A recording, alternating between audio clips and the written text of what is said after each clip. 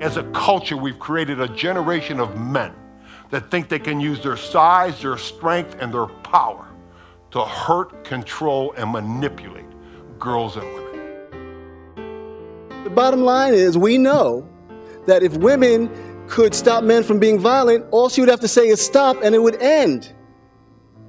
But men have to step out. You see, too often we stand by silently when we hear or witness men we know behaving in a violent, abusive, or disrespectful manner. Silence is consent. I think that men really do want to be healthy.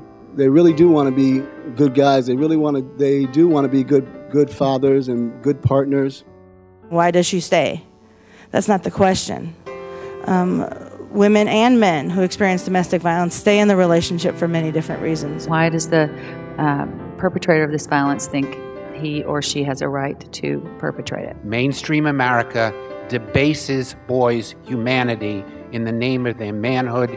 It is considered normal. And it sets the stage for this problem that we're all trying to end. See, we know what's going on inside homes all over this country. We know how it gets passed down generations.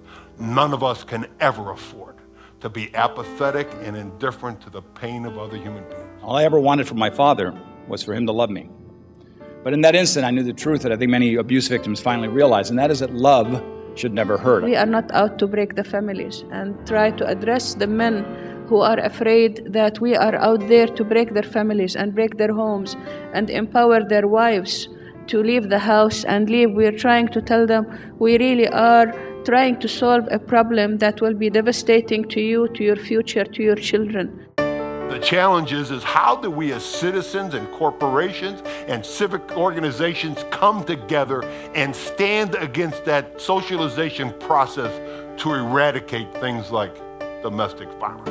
There are great companies in this country who've got great policies on protection of employees at the workplace.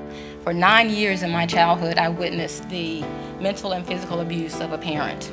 So as an employee, I'm proud to work for a company that recognizes the need and uses our technology to provide support services in the area of domestic violence. This is something that goes to the core of our being an employer, and it goes to the core of our being a technology provider.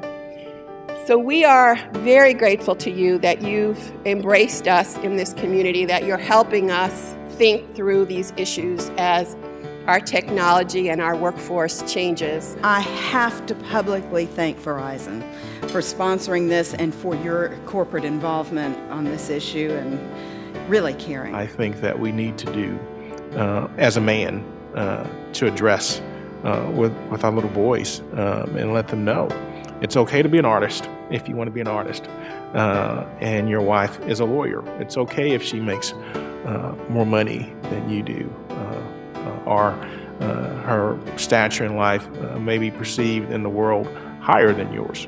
This issue cuts across all segments of the community and must be addressed in our homes, in our churches, our schools, our hospitals, our social service organizations, and in the halls of government.